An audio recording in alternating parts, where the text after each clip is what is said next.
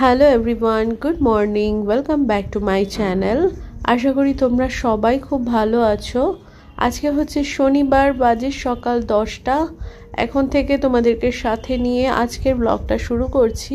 প্রত্যেক দিনই ব্লগের শুরুতে বলি আমিও ভালো আছি, কিন্তু আজকে আর সেই কথাটা বলতে পারলাম না। কয়েকদিন ধরেই তো একটু ঠান্ডা ঠান্ডা লেগে শরীরটা খারাপ ছিল। গতকাল রাত্রি থেকে হালকা টেম্পারেচার রয়েছে।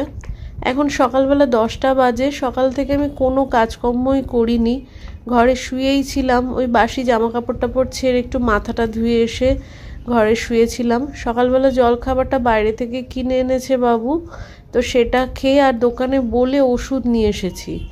তো সেই ওষুধটা খেয়ে, সেই জলখাবার খেয়ে এখন একটুখানি ভালো লাগছে। মানে গায়ে প্রচণ্ড ঘাম হচ্ছে, বুঝতেই পারছি ওষুধটা খাওয়াতে কাজ হয়েছে। ঘাম দিয়ে যে জ্বরটা ছিল সেটা নেমে যাচ্ছে। এই সময়টাতে ভীষণ কষ্ট হয়, শরীরটার মধ্যে কেমন একটা আনচান আনচান মতো করে। কিন্তু দেখছিলাম যে বসে শুয়ে থাকলে না আরও বেশি যেন ক্লান্তি লাগছে, আরও বেশি যেন ভালো লাগছে না। সে কারণেই ঝটপট করে উঠে পড়েছি।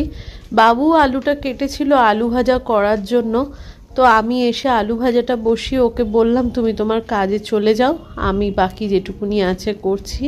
সকালবেলাতে জলখাবারে আজকে বাইরে থেকে কচুরি নিয়ে এসেছিল, ওই আমার ওষুধটা যখন আনতে গেছিলো সেই কচুরিটা খেয়েই ওষুধটা খেয়েছিলাম। আর দুপুরবেলাতে কপাল ভালো যে রান্নাবান্নার কোনো ঝামেলা নেই। ওই যে খিচুড়ি আনা হয়েছিল, সেই খিচুড়িটা তো আমি বলেইছিলাম শনিবার দিনকে খাবো, তো সেই খিচুড়িটা বের করেছি। আর পনিরটা দিন 7 হলো এনে ফ্রিজে রাখা রয়েছে, তবে এর মধ্যে আমি 3-4বার করে জল বদলে ফেলেছি, সে কারণে পনিরটা একদম টাটকা রয়েছে। এটা কিন্তু আমি নিজের সংসারে ব্যবহার করে দেখেছি, সে কারণেই তোমাদের সাথে আমি যে কোনো টিপস শেয়ার করতে হলে করি, আগে নিজে ইউজ করি। জিনিসটা যদি কাজের হয় তবেই আমি তোমাদের সাথে শেয়ার করি। সেরকমই একটা জিনিস, পনির যদি দোকান থেকে কিনে এনে দেখবে আজকে আনলে পরে কালকে রান্না না করলে একটা দুধ কাটা মতো গন্ধ হয়ে যায়। পনিরটাকে যদি রেখে খেতে লাগে তাহলে একটা টিফিন বক্সে করে পনিরটাকে দিয়ে একদম ডুবো জলে রেখে দাও, তবে একদিন অন্তর অন্তর সেই জলটা বদলে ফেলো, তাহলে কিন্তু বেশ অনেক দিন। এই পনিরটা আমার 7 দিন হয়ে গেছে আনা, বেশ টাটকা রয়েছে। দেখো, আবার যেটুকুনি পনিরের তরকারি করব সেটুকুনি বের করে নিয়ে বাকি পনিরটা আবার ঢুকিয়ে দিলাম। আর আজকে আলু পনিরের তরকারি করব।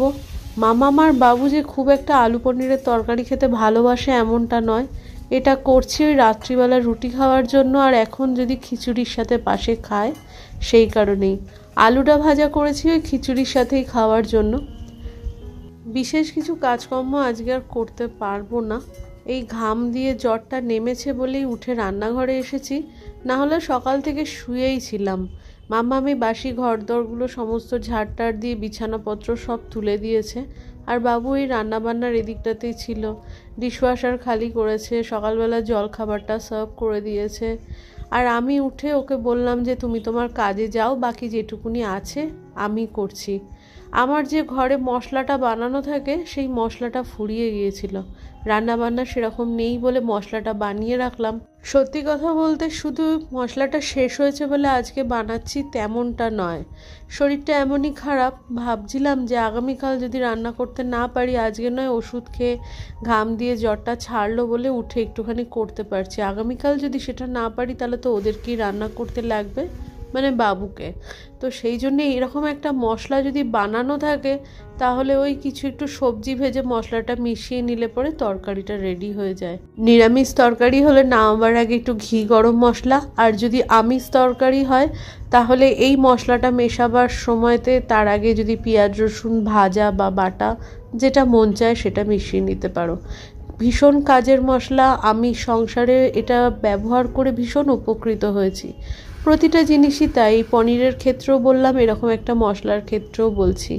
আমার যে জিনিসটা ব্যবহার করে উপকার হয়েছে সেই জিনিসটা আমি চেষ্টা করি তোমাদের সাথে শেয়ার করতে, যাতে তোমরাও একটুখানি নিজের কাজের ক্ষেত্রে একটু সুবিধা করতে পারো। আমার গলার আওয়াজটা হয়তো আজকে একটুখানি অন্যরকম লাগছে, মার্জনা করো। ব্লগটাও খুব ছোট হয়ে গেছে, কি করব, কাজকর্ম তো কিছু করতে পারছি না, আর ভিডিও শেয়ারটা না করতে পারলেও আমার খুব একটা ভালো লাগে না। যেটুকুনি পারলাম সেটুকুনি ভিডিওর মাধ্যমে নিজের কাজকর্মটা তোমাদের সাথে শেয়ার করলাম। তো এই আজকের ব্লগের মধ্যে দিয়ে আমি দুটো টিপসও শেয়ার করলাম, পনিরের ব্যাপারটা আর এই মশলার ব্যাপারটা। তোমরা একবার ট্রাই করো, আমি বলছি নিরাশ হবে না। খুব উপকারী জিনিস আর খুব কাজে লাগবে, জানো তো। তাড়াহুড়োর মধ্যে এরকম একটা মশলা বানিয়ে রেখে দিলে ঝটপট রান্না হয়ে যায়। ফুলকপি আলুর তরকারি করবে, আলু ফুলকপিটা ভালো করে ভাজো, পরিমাণ মতো এই মশলা 1 চামচ কি 1.5 চামচ মিশিয়ে নাও, একটুখানি কষে জল ঢেলে দাও। প্রত্যেক দিন রান্নাবান্নার সময় তো এই আদা কাটো, টমেটো কাটো, লঙ্কা দিয়ে মিক্সিতে মশলা পেশো, বা যারা শিলনোড়াতে বাটে, এটা অনেক সমস্যার ব্যাপার, সময় সাপেক্ষ ব্যাপার হয়ে দাঁড়ায়। আর এইরকম একটা বানিয়ে রাখলে পরে অনেকটা সুবিধা হয়। যারা তোমরা ওয়ার্কিং আছো তাদের ক্ষেত্রে তো এটা একটা ধন্বন্তরীর মতো কাজ করে।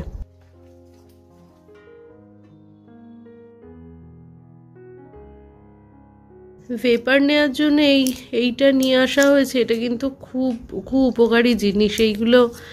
এই সবুজ রঙের এই ক্যাপসুলগুলো আমাকে একবার ইএনটি দিয়েছিল, আমার কানের সমস্যা হচ্ছিল, ওই ঠান্ডা লেগে, সেই সময়তে ইএনটি দিয়েছিলেন। তো এইটা তখন থেকেই আমি ব্যবহার করি। মানে এবার শরীর খারাপ হওয়ার পরে এই দোকান থেকে এইটা বাবু আলাদা করে কিনে নিয়ে এসেছে। আর ওই যে দোকানে বলে যে ওষুধ এনেছি, একটা সকালবেলাতে খেয়েছি। এই ওষুধগুলো সকালে জল খাবার খাওয়ার পরে একবার, আর রাত্রিবেলার খাবার খাওয়ার পরে একবার, একটা করেই খাওয়া হয়েছে।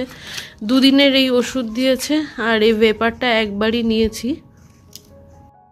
গতকাল সকালবেলাতে বিছানা চাদরটা চেঞ্জ করে একটা সাদা চাদর পেতেছিলাম। বিকালবেলাতে খাটে শুয়ে শুয়ে ওই চাটা খেতে গিয়ে কাপটা এমনভাবে কাত হয়ে গেল, চাটা পড়ে গেছিলো বিছানার চাদরে। বাবু তো সাথে সাথে চাদর চেঞ্জ করে দিল। আর যে নতুন চাদরটা কিনেছিলাম সেটা তুলে ভাঁজ করে রেখেছিলাম, যেদিনকে কাচবো ওয়াশিং মেশিনে দিয়ে দেবো। সবে তো 2-3 দিন হলো পেতেছিলাম।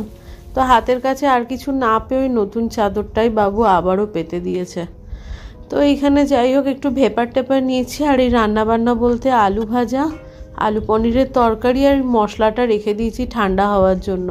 প্রত্যেক দিনই তো রান্নাবান্নার শেষে আমি জামা কাপড়টা বদলে ফেলি, আজকে আর যেন শরীরটা দিচ্ছে না।